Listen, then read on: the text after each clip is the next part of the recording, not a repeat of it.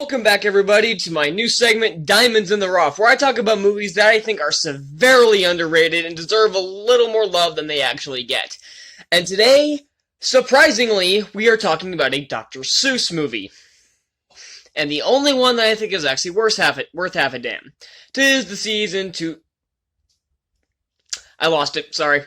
So, let's not waste any more time. Let's wear this ridiculous outfit and talk about why 2018's The Grinch is a diamond in the rough.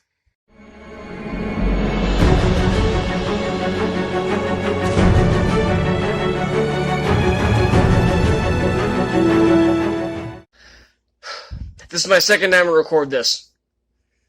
I recorded for 20 minutes before this, only for that footage to get just deleted. I accidentally deleted all that footage because I hit the wrong button. Yeah, it's me being jolly. Yeah, you see this face right here? You see this face right here? You see that? That's me right now. I am absolutely pissed now. I was here to talk about a movie that it's a great time to watch, and it's the holidays. It's a festive time, and I am now really angry. I am now the Grinch.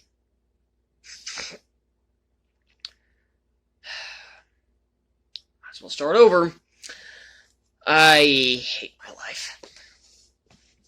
So, as you can probably tell, I am a huge fan of The Grinch. I love the original animated short that I watch every year, and I've been watching it since I was a kid. And the live action movie is offensive in every way, except for the makeup, but only on Jim Carrey. The rest of the Who's, man, I have so much less energy this time now. I just realized, like, the other one, I was so enthusiastic, I had so much fun. Now I'm just drained. Alright, let's try to get a little more charisma in here. But just on Jim Carrey, the rest of the Who's look fucking hideous. They are monstrous to look at. I still have nightmares. They're like Thing 1 and Thing 2 from Cat in the Hat, which is also garbage. This movie is probably the only Dr. Seuss movie that's worth a damn. Because the original Grinch was offensive in every way. Cat in the Hat was offensive in every way. Horton Hears a Who was bad. It's watchable, but it's bad. Lorax has good intentions and really stellar animation, but it still sucks. This movie has great animation, and it doesn't suck. Who'da thunk? You probably didn't expect a Dr. Seuss movie to end up on this. You probably expected it to be on Cinematic Disasters, and at least 2 of them will be. So, look forward to that. But I'm saying the first thing. Also, I'm gonna address this. I am not so obsessed with The Grinch that I went out and bought this thing. This was for my play back in the 10th grade where I played the Grinch, and I kicked ass. Which makes sense, because I was a moody 15-year-old. So, yeah, and that was actually really fun. That is a really fond memory that I have. You guys don't care, but I want to rant on it a little bit anyway. Since I went on a tangent, I went on a rant about something else in my last video, and that got scrapped, and I'm pissed about it, so let's move on before I lose all my energy. So, you can tell I really love The Grinch. I loved playing The Grinch. I loved watching The Grinch every year, and I still watch it. I need to watch it this year. Crap, I haven't done it yet. I can't believe I haven't done that yet. So, it's really hot in this thing, so I'm going to try to keep this as short as possible. I said that last time, and I recorded for 20 minutes. So, the first thing I need to address in this movie is Benedict Cumberbatch as the Grinch. Because Jim Carrey was very good as the Grinch. Unfortunately, he was annoying as fuck. But people say that, oh, if Jim Carrey wasn't in it, it would have been fine. No. You hire Jim Carrey, and you don't know how to rein him in, that's your fault. But, Jim Carrey's just an extra annoyance in that movie.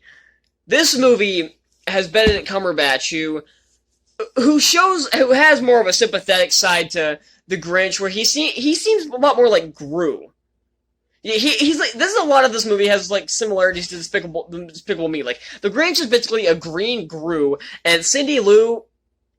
That all right? Green Gru, Cindy Lou. Cindy Lou is like Agnes. Isn't Agnes the youngest one in Despicable Me? Yeah, it's like Agnes is like is kind of how Cindy Lou is in this. And I like that Cindy Lou has a bigger part, and she has actual motivations here. Live action one, she was just stupid, and I didn't like her in that movie at all.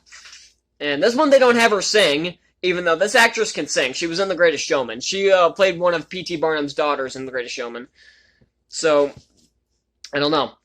And, okay, so back to the Grinch. One thing I really like about his character is that, especially the first time he goes into the town, which some people have a problem with, I'm kind of, yeah, I don't care if he goes into town or not.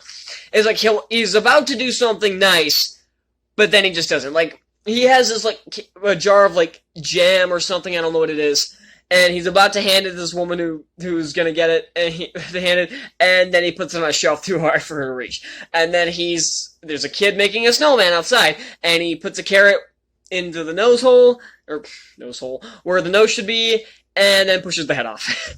It's actually really funny. I like his character in this. I like Max. I like Max in every version. Even the live action one, the poor dog gets his ass kissed by a mayor. Poor canine. But I like dogs, and I like Max here. He's very enthusiastic. And one of the additions to this film is an overweight reindeer named Fred. And I like Fred. He has a can-do attitude, and I like that in a reindeer. And this does lead to a kind of obvious but still funny joke, I think, where he of course needs 8 reindeer, and Grinch says, "No, Santa had 8. It looks like he ate the other 7." And that's kind of an obvious joke, and some people might find that offensive, but I found it hilarious. This is a guy who can appreciate Jeff Dunham, so if you can't appreciate jokes from Jeff Dunham, you probably can't appreciate that, because you'll probably be offended by that fat joke, but it's funny. I liked it. Even though Fred is kind of pointless, actually. And until the end, because, you know in the animated one where he finds the strength of 10 Grinches and then just lifts the entire thing over his head? Even in the live-action one, that happens. And in the live-action one, I'm calling bullshit. Animated one, it can get away with it. It's a cartoon. Live-action one, I'm calling bullshit, though. This one, that doesn't happen. Fred just kind of leaves after a while.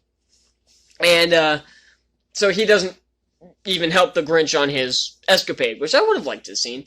But then he comes back later and helps the Grinch pull the sleigh back up. Him and his family do. And I think that was really cool. I'm like, what was the point of Fred? And then he comes back and I'm like, oh, there he is. So, yeah. I'm off. I got lost again. And speaking of his escapade, the best scene in the entire movie, and by far the best scene in any Dr. Seuss movie. It is so creative, where he goes full-blown Tony Stark here, which I really like. Where he has like a candy cane where the hook like spins around, turns into a magnet, and he attracts the nails on the stockings. He has another candy cane that shoots nets, and he has these little stars that you'd kind of see like on a tree, and he flings it, and they wrap up a tree, and he's got these little like spring stilts that he can walk across buildings, and it's really creative. And they have the stars moving, showing the passage of time as he does this in a little montage, and I'm like, this is very creative, very well animated, and really nice, just really interesting. It's actually really cool. And for a lot of the movie that doesn't really follow the book, this scene doesn't really follow the book either, but it works. And one of the things that I found very interesting in this movie that I did not expect to like was Pharrell Williams as the narrator. Yeah, you just hear that right off the bat, you're like, what? That's what I thought when I first saw that too. I saw Pharrell Williams as narrator, I thought, oh no, no. But when he first started, of course he's the first thing you hear, and I'm like, okay, this isn't that bad, and because he delivers his lines with a lot of subtlety. I expected him to be talking in some kind of like flashy way or over-the-top way, if you know what I mean. But he delivers his lines with a lot of subtlety. And I really like that. And there are a lot of new rhymes here. And all of the new rhymes I could see in an expanded Dr. Seuss story. They, of course, the original, the live-action movie had the narration from the book, but each narration, it was only the narration from the book, and it showed up every, like, 45, 50 minutes. This one, there's narration throughout, but there's a lot of new rhymes to it, and there's a lot of new dialogue to it, and I thought, and it's very well written. I could see it in a Dr. Seuss story, and Williams does a good job with the lines. I'm very impressed with how they did that. And another thing I like about this movie is something interesting is when the Grinch comes back, returns all their gifts. In the original animated one and the live action one, he shows up and they immediately take him in. This one, he brings back the gifts. He awkwardly says, "Yeah, hi, I took these, but I'm returning them. I had a change of heart." And the Who's don't say anything, and the Grinch just leaves and goes back to his cave until Cindy Lou comes and invites him back. And I thought that was very interesting. It doesn't really make sense that the Who's are just, yeah, you can come back in. Even the original, I can see them getting a little annoyed at least a little annoyed at him. Like, really? Dude, you had to take our stuff? Seriously? We know this isn't what the holidays are about, but seriously? Just somebody bat an eye or something. And this one, they don't, it's not like they immediately dismiss, like, oh, Christmas is ruined, or that son of a bitch, he took our stuff. I'd like to see that. I would have liked to heard a Who say that son of a bitch took our stuff. Oh, man, that's funny. And that would have been funny, but they don't say anything. He just awkwardly addresses it and leaves. And I thought that was very interesting. I like Cindy Lou's motivation where she wants to help out her mother, and even though it's kind of cliche, I think it's still nice in this movie.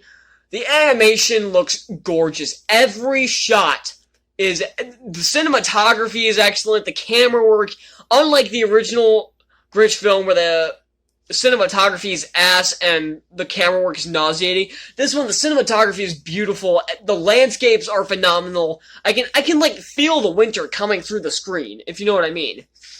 And all these you'll get a sweeping shot through the city, and everything looks gorgeous. It's just a gorgeously animated film, and I honestly wonder if Illumination can top this with their next movie. If Illumination does another Dr. Seuss movie, and they probably will, this movie made a ton of money, and so did the Lorax. They better keep using this animation style, because it matches Dr. Seuss, and yeah, it seems like this is the one movie, unlike the other ones, where Dr. Seuss and the studios, they're different, the style of Dr. Seuss and the style of the company are able to mesh here. Because it seems like Lorax, it kind of clashed a bit. It's a lot of over-the-top colors and stuff, just like a Dr. Seuss, just like an Illumination film, and the Dr. Seuss one, but the Lorax wasn't about over-the-top colors most of the time. Even when everything's supposed to be is destroyed and dirty and polluted, it's still overly saturated in color. And that's not how the original Seuss story was. So you can tell that was more Illumination's style, kind of beating the crap out of Dr. Seuss's. And this movie doesn't have that problem, and I'm very grateful about it. Did I cover everything? The music fits the movie very well. There are no song sequences, unlike Lorax, but the music for the film is very whimsical. It matches the film very well.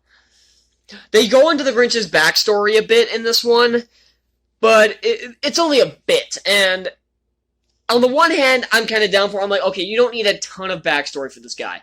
But B, I also feel like it doesn't show enough, because it feels like, okay, if you're going to show it, actually show something. It doesn't really show much.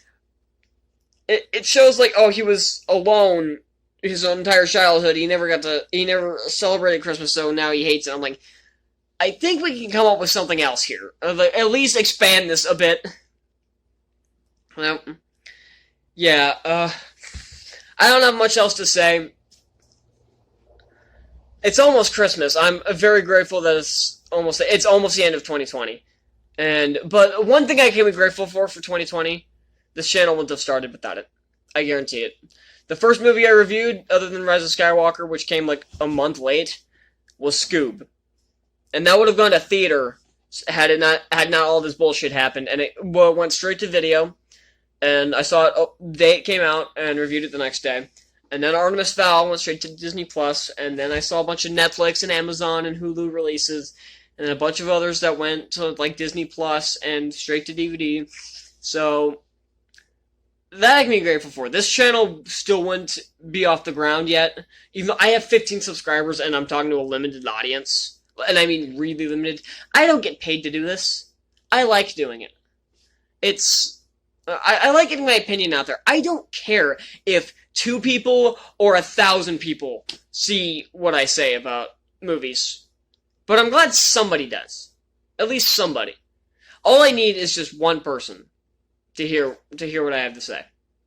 Because every person who lives in this house, they don't give a shit what I have to say. Movies or otherwise. They don't care what I have to say. And I doubt anybody's actually this far into the video. But if you are, thank you for sticking with it. I went on this little rant last time too, but I feel like it needs to be repeated regardless. Because I only, like I said, I only have like 15 subscribers, but I'm grateful for every single one of those. I really am, even though a lot of them don't even actually watch the videos. But I'm still happy about it, because again, all I need is just one person to hear what I have to say, and that's enough. It doesn't matter if they agree with me. Doesn't matter if they get pissed off at me. All I need is for them to hear what I have to say. That's all I want, and that's all I need. And that's what you guys can give me by watching these videos. So I don't plan on stopping these videos anytime soon. I'll probably make an entire video just talking like this, like at the end of the year. So yeah, so that's gonna wrap it up for this video. I'll have a video out for Christmas. I will. I don't know. I was originally planning to do a cinematic disasters for the live-action Grinch movie, but considering I just did one yesterday for Spider-Man 3, I'm gonna put that off. Like, okay, nothing. Nope. Maybe I'll do like a top 10 best, or maybe a top 10 worst Christmas films of all time. Maybe I'll do both. Maybe I'll do like a 5 best and 5 worst in one list. I don't know. We'll just see.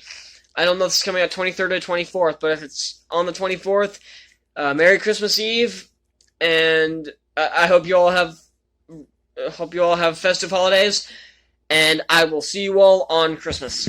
Bye.